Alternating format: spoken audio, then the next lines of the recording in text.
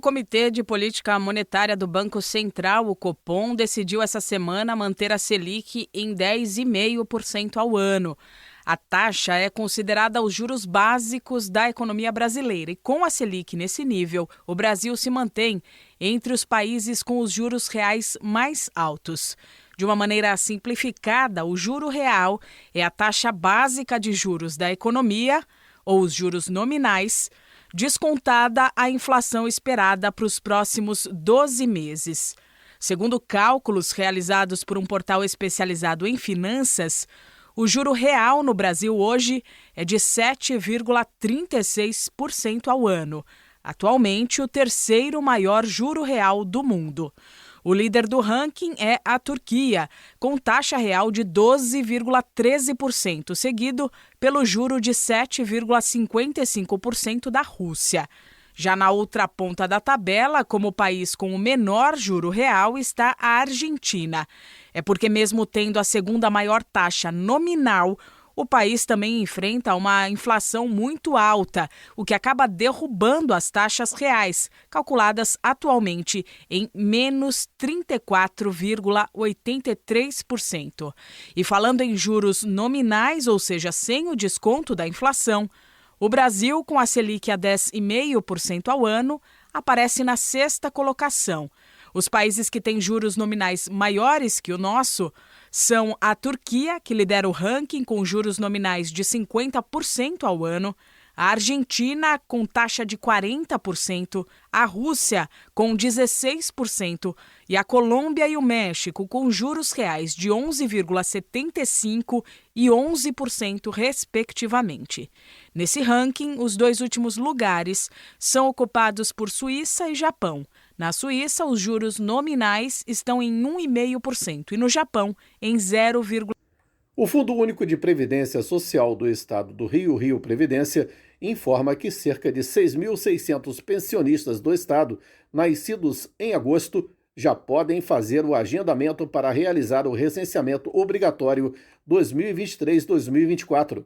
O procedimento é presencial e pode ser feito em uma das agências ou postos da autarquia do Estado durante todo o mês. O agendamento prévio é feito pelo site do Rio Previdência ou pelos telefones da agência. Feita a marcação, o beneficiário deve comparecer com os documentos na data e no horário agendados. O recenseamento obrigatório nesta fase para os pensionistas do Estado começou em novembro do ano passado. Ele prossegue durante este 2024, obedecendo aos meses de aniversário do assegurado. E isso já vem acontecendo. Da Global Serviços Comerciais, Gilvan Costa.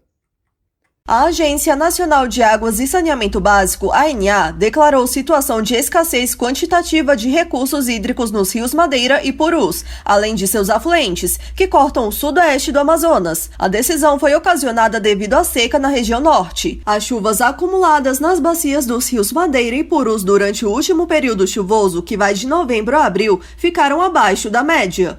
O superintendente adjunto da Regulação de Usos de Recursos Hídricos da ANA, Patrick Tomás, alerta para a gravidade da situação. Os dados climatológicos mostram uma anomalia negativa de chuva entre outubro de 2023 e junho de 2024 em relação à média, com déficits da ordem de 30% tanto na bacia do Rio Madeira como na bacia do Rio Purus. Essa anomalia negativa de chuva leva à observação de vazões mais baixas nesse ano do que no ano passado, com perspectiva de diminuição ao longo dos próximos meses, podendo-se atingir os mínimos de todo o histórico no período mais crítico entre setembro e outubro. Os estados do Acre, Amazonas e Rondônia, que possuem territórios banhados por esses rios, são os que estão sendo mais afetados pela escassez de água. A medida ficará em vigor até o dia 30 de novembro para intensificar o monitoramento hidrológico dessas bacias e propor ações preventivas. O governo do Acre decretou situação de emergência ambiental em todos os 22 municípios do estado, válida até 31 de dezembro de 2024. O coronel Carlos Batista, coordenador de Proteção e Defesa Civil do Estado, destacou que as previsões meteorológicas indicam chuvas abaixo da média para todo o Acre. Então a gente já está fazendo uma projeção que esse ano será um ano muito seco, principalmente agora para o mês de agosto e setembro. O governo do estado já está com toda a sua estrutura, já dando apoio para os municípios, no sentido de buscar aí minimizar, os efeitos, as consequências. O coronel destaca que estão ocorrendo incêndios florestais como consequência de baixas umidades. Além disso, ele explica que as queimadas aumentam as doenças respiratórias e chama a atenção para os impactos na agricultura, pecuária e piscicultura. A capital do Acre, Rio Branco, está em estado de emergência desde 28 de junho, devido ao baixo nível do Rio Acre e à falta de chuvas. O locutor de rádio Fernando Ramos mora em Rio Branco e comenta que o Rio Acre está bem abaixo da cota e as temperaturas altas, afetando a água potável, o serviço de esgoto e trazendo problemas de saúde. Isso também vai levando problema, para os ribeirinhos, os colonos que moram nas margens dos rios, para trazer os produtos, chegar no Acre, em Rio Branco, chegar até o mercado e vender os seus produtos, porque meio de transporte é os barcos, então já se torna difícil também. E, infelizmente, acarreta danos, Não só a parte financeira, mas também ainda mexendo muito com o lado psicológico das pessoas. Feijó, Epitaciolândia e Bujari também estão na lista de municípios em emergência. A situação de emergência é uma situação anormal provocada por desastres, causando danos e prejuízos que impliquem o comprometimento parcial da capacidade de resposta do poder público do ente atingido. Reportagem Natália Guimarães. Empresas com 100 ou mais funcionários devem preencher o relatório de transparência salarial e de critérios remuneratórios pelo site do Emprega Brasil até o dia 30 de agosto. O procedimento é determinado pela Lei de Igualdade Salarial. Segundo o Ministério do Trabalho e Emprego, esse é o segundo relatório que será entregue este ano. A partir das informações, a pasta vai produzir outro documento que será disponibilizado às empresas até o dia 16 de setembro. Depois, as empresas devem promover a viabilidade das informações e no dia 30 de setembro, o governo federal deve divulgar os dados gerais dos relatórios entregues. Caso a empresa não promova a publicidade dos dados, é aplicada multa administrativa de até 3% da folha de salários do empregador, limitado a 100 salários mínimos. Ainda podem ser aplicadas sanções em casos de discriminação salarial e de critérios remuneratórios entre mulheres e homens. Dados do primeiro relatório fornecido por cerca de 49 mil estabelecimentos revelaram que as mulheres ganham 19,4% a menos do que os homens na mesma função. Da agência Rádio Gov em Brasília, Luciano Barroso. A Secretaria de Saúde de Nova Friburgo, no estado do Rio, através das redes sociais oficiais, informa que recebeu algumas doses da tetraviral, que é a vacina para combater o sarampo, a cachumba, a rubéola e a varicela. No entanto, a nota utiliza o termo recebimento limitado, que deixa claro ser uma quantidade insuficiente para atender aos planos de ação ideal para o setor. Como as comunicações oficiais seguem um padrão unilateral, não nos foi possível perguntar qual foi a real quantidade recebida, como elas seriam utilizadas, dentre outras dúvidas jornalísticas. Na verdade, a vacina está com irregularidades, apresentando restrição de atendimento há mais de um ano para atendimento às crianças de 1 ano, acumulando crianças de 1 a menores de 5 anos não vacinadas contra varicela. Frente a isso, o Departamento do Programa Nacional de Imunização orienta priorizar a vacinação das crianças não vacinadas com a D1 aos 15 meses, como preconiza o calendário vacinal de rotina com o imunizante da tetraviral. A Secretaria de Saúde de Nova Friburgo, segundo a mesma fonte, diz estar aguardando resposta do Ministério da Saúde sobre a continuidade de novos envios da vacina, para que sejam realizados a complementação dos esquemas vacinais com a D2 das crianças com 4 anos, como preconiza a rotina do calendário de vacinação com o imunizante da varicela. Deixa de ser informado se essa medida escassa prejudica o real efeito da tetraviral nas crianças como um todo. Da Global Serviços Comerciais, Gilvan Costa. Cresce o faturamento das indústrias brasileiras. Dados da CNI, a Confederação Nacional da Indústria, mostram alta de 6,3% nos ganhos em junho deste ano, na comparação com o mês de maio. Uma recuperação importante do setor, já que no 5º mês do ano, o faturamento da indústria brasileira tinha registrado queda de quase 5%. Com o resultado de junho, a indústria brasileira fechou o primeiro semestre de 2024 com um crescimento de 1,4% no faturamento real, comparando com o mesmo período do ano passado. Além do faturamento, outros indicadores da indústria brasileira também aumentaram na passagem de maio para junho, como o indicador de número de horas trabalhadas, que avançou 2,2%. A massa salarial aumentou 4,3% e o rendimento médio dos trabalhadores apresentou crescimento semelhante de 4,2%. O emprego no setor foi o único indicador que não teve alta no mês, se manteve estável em relação a maio. Da Rádio 2, Milena Abreu. A taxa de desemprego no Brasil fechou o trimestre encerrado em junho de 2024 em 6,9%. O número representa uma queda de 1 ponto percentual em relação ao trimestre de janeiro a março de 2024, quando a taxa era de 7,9%. Este é o menor índice de desocupação por um trimestre encerrado em junho desde 2014. Os dados são da Pesquisa Nacional por Amostra de Domicílios PNAD Contínua, divulgada pelo Instituto Brasileiro de Geografia e Estatística, IBGE. Com essa redução, a população desocupada no país atingiu 7.500.000 pessoas. Esse número representa o menor contingente de desocupados desde o trimestre finalizado em fevereiro de 2015. A coordenadora da PNAD do IBGE, Adriana Berengui, destaca os fatores que influenciaram a redução do desemprego. Essa redução importante do número de pessoas desocupadas, ela é devida a uma expansão bastante importante do número de trabalhadores, que em um trimestre teve um aumento de 1,6 milhão a mais de pessoas ocupadas trabalhando, né, e, portanto, fazendo com que a população ocupada hoje no Brasil fique na casa de 102 milhões de pessoas. O economista César Bergo destaca que o desemprego vem caindo especialmente no setor de varejo e serviços. E a tendência é melhorar nos próximos meses, sobretudo em função de datas comemorativas, como o Dia das Crianças e o Natal também, e a Black Friday.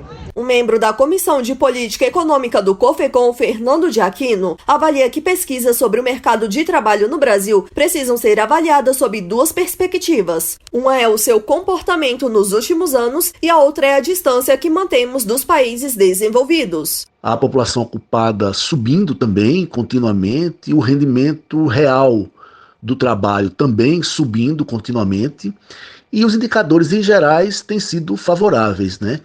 Com exceção da questão da informalidade. Então, o setor informal no mercado de trabalho do Brasil continua muito alto, o que indica ocupações de pior qualidade, né, que não têm as garantias, as proteções da CLT.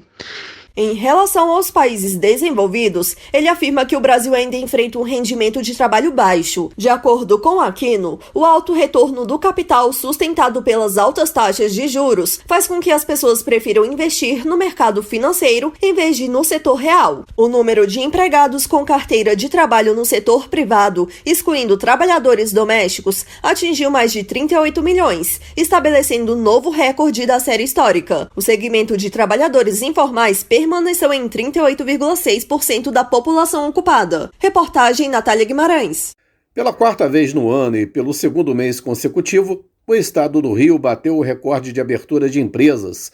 A Junta Comercial do Estado, a Juscerja, registrou 7.315 novos negócios em julho, melhor marca da história de todos os meses de julho, nos 215 anos da autarquia. No total, o Estado já contabiliza 44.158 novas empresas em 2024, melhor resultado de todos os tempos, nos primeiros 7 meses do ano.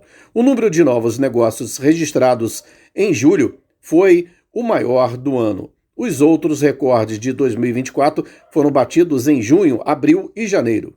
O número de julho representa um aumento de 5% em relação ao antigo recorde do mês, alcançado em 2022, e de 9,6% em relação à marca do ano passado. Desse total de novos negócios registrados em julho, 6.810 se referem a constituições. Também estão computadas 386 aberturas de filiais e 119 inscrições de transferências. As principais atividades das novas empresas são serviço de escritório, consultório médico, comércio de vestuário e acessórios e também restaurantes. Já entre os municípios que mais abriram empresas estão a capital, seguido por Niterói, Duque de Caxias, São Gonçalo e Campos. Da Global Serviços Comerciais, Gilvan Costa. Para facilitar a vida dos microempreendedores individuais, o MEI, a Caixa lançou um pacote de serviços digitais. A iniciativa promove a inclusão digital e reduz os custos dos serviços bancários, incentivando a geração de renda e o fortalecimento do empreendedorismo no Brasil. As soluções para atender às necessidades do MEI começam pela conta digital PJ MEI, que pode ser aberta de forma totalmente digital pelo aplicativo Caixa Tem. Com essa conta, os MEIs terão acesso a vários produtos e serviços sem precisar ir até uma agência bancária. A artesã Rejane Lemes, de 46 anos, moradora do Gama, no Distrito Federal, é MEI, comerciante de costura criativa e peças decorativas. Para ela, a abertura de uma conta 100% digital traz diversos benefícios. Um deles é o ganho de tempo, né? Porque se eu tenho que me deslocar até uma agência bancária, aguardar, eu vou perder tempo na minha produção. A conta digital do Caixa Tem oferece uma série de produtos e serviços exclusivos, como o crédito PJ Giro Caixa Fácil, que disponibiliza até R$10 mil, com prazos de até 24 meses e taxas a partir de 4,01% ao mês. Além disso, os empreendedores podem transformar seus celulares em maquininhas de pagamento com o serviço Azulzinha, sem custo de aluguel e com taxas promocionais de lançamento. Outro destaque é o Seguro Proteção Empreendedor, que cobre morte acidental, internação e invalidez e oferece sorteios mensais de até R$60 mil. Inclui ainda assistências como o reparo de equipamentos e telemedicina. Já o serviço Rapidex MEI oferece suporte para casa, carro e moto, com planos a partir de R$29 mensais. A microempreendedora individual Elis Martins, de 36 anos, que também mora no Gama, produz velas aromáticas. Para ela, a redução de custos nos serviços bancários prevista neste pacote digital da Caixa será importante para o negócio dela. Com menores taxas e isenção de tarifas, vai estar resultando uma economia significativa. Vai estar permitindo que eu reinvista mais no meu negócio. E além disso tudo, vai estar tendo a transparência nas tarifas, que vai estar ajudando na minha gestão, no fluxo do meu caixa.